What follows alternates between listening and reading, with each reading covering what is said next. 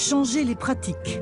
C'est aussi le mot d'ordre de Manfred Wenz et son fils Friedrich, deux agriculteurs biologiques qui exploitent une ferme de 33 hectares aux portes de la Forêt-Noire.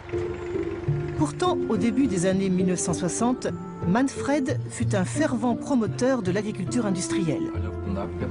Pendant 15 ans, il a cultivé à grand renfort d'engrais et de pesticides chimiques. Ça a commencé en 1955 avec la culture du maïs hybride qui venait de France. Au début, on n'avait pas de problème avec la pyrale du maïs. Mais au bout de 3 ou 4 ans, c'était de pire en pire et on a commencé à épandre des insecticides par hélicoptère. Et on avait un répit pendant un certain temps. Oui, je me souviens de la première fois où on a utilisé les hélicoptères. Il y avait des gens au bord de la route qui disaient « C'est pas possible, ils sont devenus fous ». Comment était votre sol? Il était parfait quand j'ai commencé l'agriculture dans les années 1950. Mais 15 ans plus tard, il était tout dur et très clair. Il n'y avait plus d'humus. C'était une catastrophe. En 1967, on a eu un problème avec un insecticide, la simazine, qui ne marchait plus du tout.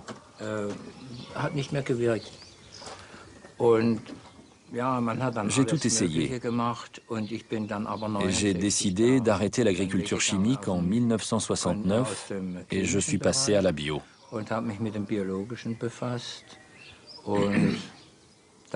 Pendant 10 ans, ça n'a pas été facile parce que dans ma tête, je continuais à penser conventionnel.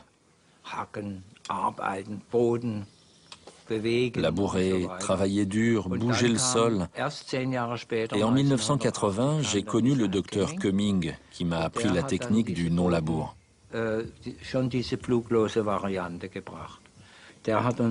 C'est lui qui nous a appris à penser du point de vue du sol. C'est là qu'on a compris aussi qu'un bon sol devait avoir une couleur noire et pas claire.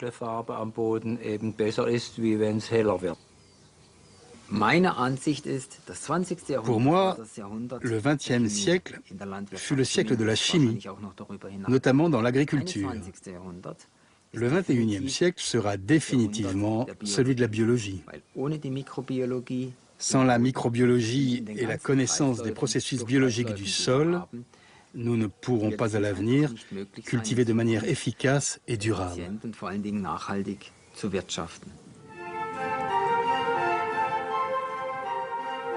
Manfred et Friedrich pratiquent ce que l'on appelle les techniques culturales simplifiées.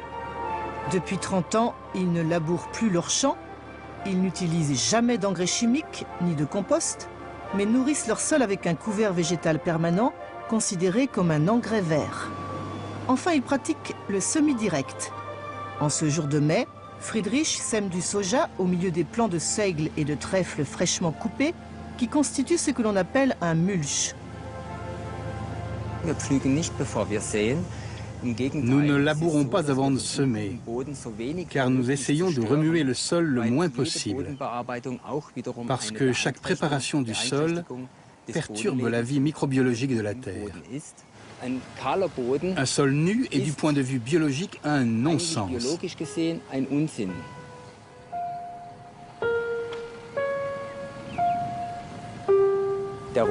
Le seigle fabrique beaucoup de matière sèche et donc de carbone.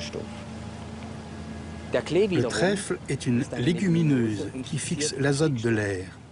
Or, le carbone et l'azote constituent la base de l'humus. C'est donc un mariage de plantes qui se complètent parfaitement et qui ont différentes fonctions, comme celle de protéger le sol. Le sol est protégé contre les agressions mécaniques, telles que la pluie, le vent, les rayons du soleil, contre la transpiration. On a une meilleure gestion de l'eau, ce qui est très important, surtout dans les régions sèches. Comment sont vos rendements comparés à ceux du soja conventionnel? Avec notre système, nos rendements sont similaires. L'année dernière, ils ont même été plus élevés.